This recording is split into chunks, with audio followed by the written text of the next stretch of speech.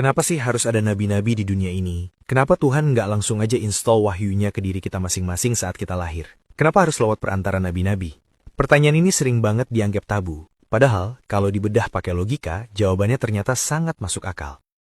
Alasan pertama, bayangkan Tuhan sebagai sumber energi tak terbatas, infinite power, tegangan super tinggi. Sementara manusia, kita ini makhluk terbatas, otak terbatas, jiwa terbatas. Ibaratnya, Tuhan itu reaktor nuklir, dan kita cuma lampu bohlam 5 watt. Sekarang bayangkan, arus dari reaktor nuklir langsung disambungkan ke bohlam tanpa adapter. Apa yang terjadi? Meledak, hangus, sistem gagal total. Artinya, manusia butuh adapter, butuh transformator yang bisa menerima tegangan tinggi, lalu menerjemahkannya ke bahasa kita. Dan disitulah peran Nabi. Manusia terpilih yang hardware jiwanya sudah siap. Mereka menerima wahyu, lalu menyampaikannya ke kita dalam bentuk yang bisa dipahami. Kalau gitu, bisa dong Tuhan bikin kita kuat nerima wahyu langsung? Bisa, tapi coba bayangkan, Tuhan membisikkan wahyu ke 8 miliar manusia secara personal. Apa yang terjadi? Chaos, kekacauan total. Semua orang akan memiliki tafsir yang berbeda-beda sesuai dengan hatinya masing-masing. Nggak netral, dan semua orang akan merasa paling benar. Karena itu Tuhan memilih satu orang, diverifikasi dengan mukjizat, lalu orang ini jadi standar objektif. Kalau kita ragu, kita cek ke dia, bukan cek ke perasaan masing-masing. Terus, dari mana kita tahu kalau itu beneran nabi yang diutus sama Tuhan? Gimana cara kita bedainnya? Disinilah Tuhan kasih fitur authentication code atau kode verifikasi ke para nabi. Kita mengenalnya sebagai mukjizat. Mukjizat itu bukan sulap. Mukjizat adalah akses level admin yang bisa membypass hukum alam yang dikunci buat manusia biasa. Itu adalah cara Tuhan bilang ke manusia kalau orang ini bawa mandat resmi. Jadi, mukjizat itu adalah tanda pengenal resmi. Karena tanpa admin key ini, klaim kenabian itu invalid atau nggak sah. Oke, kalau gitu, kenapa nggak satu nabi aja dari awal sampai kiamat? Ini yang disebut software update. Bayangkan hukum atau aturan Tuhan itu kayak OS atau operating system. Misalnya, Nabi Adam itu bawa OS Windows 95. Kenapa? Karena masalah manusia saat itu masih basic. Belum ada perbankan global, belum ada rekayasa genetika. Kalau aturan zaman Nabi Adam dipakai buat ngurusin masalah kripto atau bioetik hari ini, ya nggak akan kompatibel. Makanya, Tuhan mengirim Nabi secara bertahap. Dan tiap Nabi bawa update-nya masing-masing. Karena Tuhan itu pendidik. Tuhan ngajarin manusia pelan-pelan, sesuai kurikulum kelasnya. Terus, bedanya Nabi sama Rasul apa? Kan sama-sama utusan. Jawabannya ada di skala job desk dan level update-nya.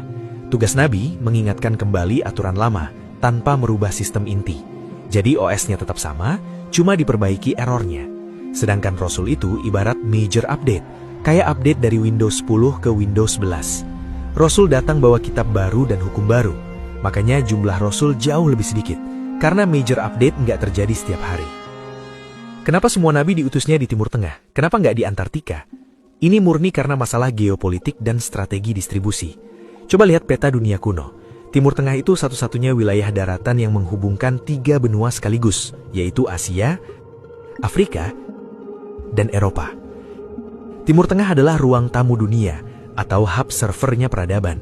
Karena jalur sutra lewat situ, pedagang dari China, India, Romawi, Mesir, semua meet up di situ. Jadi Tuhan taruh pemancarnya atau nabi di tengah keramaian itu. Ibarat pasang router wifi ya taruh di tengah rumah kan, bukan di pojok gudang. Jadi, lokasi itu dipilih karena fungsinya yang strategis, bukan karena rasnya. Tapi bukan berarti Tuhan nggak pasang server lokal di tempat lain. Karena di agama Islam disebutkan, dan tidak ada suatu umat pun melainkan telah ada padanya seorang pemberi peringatan. Artinya, ada kemungkinan besar Tuhan juga ngirim nabi ke suku Inka, ke tanah Jawa, ke China, atau ke Eropa kuno. Tapi mungkin skala mereka adalah local admin. Tugasnya spesifik untuk kaum itu aja, tapi head office dan press release utamanya dipusatkan di jalur tersibuk dunia, biar gampang diakses. Terus, kalau sumbernya satu dari Tuhan, kenapa nama agamanya beda-beda? Kenapa nggak satu nama aja dari awal? Jadi, sebenarnya pesan inti semua nabi sama, yaitu tunduklah kepada Tuhan yang satu. Dan yang terjadi adalah branding oleh para pengikutnya, bukan sebutan resmi dari Tuhan saat itu. Misalnya, sebutan agama Yahudi merujuk ke suku Yehuda, dan sebutan agama Kristen juga merujuk ke pengikut Yesus. Jadi itu nama para pengikutnya. Nah, di final update, Tuhan luruskan lagi. Sebutannya bukan ke nama nabi, tapi ke kata kerja, yaitu Islam, yang artinya berserah diri. Kalau emang sistemnya software update, terus kenapa update-nya berhenti di Nabi Muhammad, padahal zaman makin gila? Jawabannya ada di konsep final release dan data integrity. Pertama, nabi-nabi terdahulu dikirim berulang karena ajaran nabi sebelumnya hilang atau terlupakan, jadi butuh di-restore ulang. Tapi di era nabi terakhir, wahyu yang turun bukan hanya ditulis, tapi juga dihafal secara masif. Al-Quran dijaga dengan sistem blockchain manual, dihafal miliaran orang dengan persis sama. Karena itu, source code-nya masih murni dan terjaga. Itu adalah tanda kepercayaan Allah Subhanahu wa Ta'ala kepada intelektualitas manusia akhir zaman. Yang kedua adalah kedewasaan manusia. Ibarat orang tua mendidik anak, waktu balita harus dituntun tangannya. Tapi ketika anak sudah dewasa, orang tua cukup kasih prinsip dasar atau core values. Sisanya, gunakan akalmu. Nabi Muhammad SAW sebagai nabi dan rasul terakhir nggak bawa aturan teknis kaku untuk setiap hal kecil, tapi membawa prinsip universal. Karena Allah Subhanahu wa Ta'ala menganggap akal manusia sudah cukup matang untuk melakukan ijtihad atau mengambil prinsip dari Al-Quran lalu menerapkannya ke masalah modern pakai logika. Jadi dengan bekal manual terlengkap yaitu Al-Quran dan contoh terbaik yaitu sunnah, manusia sudah bisa lulus untuk mengelola hidup dan buminya dengan akal sehat. Terus, validasinya apa kalau kitab Al-Quran yang berumur 1400 tahun ini masih kompatibel dengan masalah modern kayak kripto, AI, atau mental health? Yang pertama, Al-Quran itu jenius karena tidak bicara teknis kaku, tapi bicara algoritma. Contoh, Al-Quran nggak ngomongin jangan main Bitcoin, tapi Al-Quran kasih rumus, jangan transaksi yang mengandung ketidakjelasan atau horor, demi masa depan yang lebih cerah, dan judi atau maisir. Rumus ini bisa dipasang atau di-apply ke sistem mulai dari barter unta zaman dulu sampai ke sistem blockchain hari ini. Yang kedua, teknologi boleh berubah dari pedang ke nuklir, tapi usernya, yaitu manusia, speknya nggak berubah.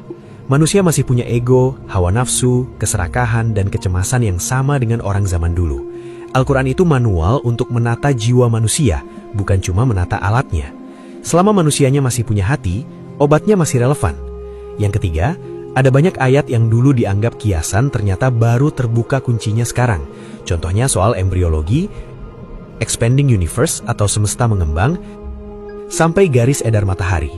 Ini semacam hint yang membuktikan kalau penciptanya Allah udah tahu masa depan bakal kayak gimana. Jadi Al-Quran relevan bukan karena dia buku sains, tapi karena memuat peta navigasi yang fundamental. Zaman bisa berubah, tapi arah utara dan selatan di kompas gak pernah berubah. Yang keempat, Al-Quran itu rahmat untuk alam semesta, karena sapaannya adalah wahai manusia atau ya ayyuhan nas. Kalau kitab terdahulu, sapaan utamanya sangat spesifik untuk kaum tertentu. Ini adalah transisi dari sistem exclusive membership menjadi open public access. Sistem ini bukan dongeng, tapi sebuah rancangan manajemen kehidupan yang jenius. Gimana menurut kalian? Coba diskusi di kolom komentar ya.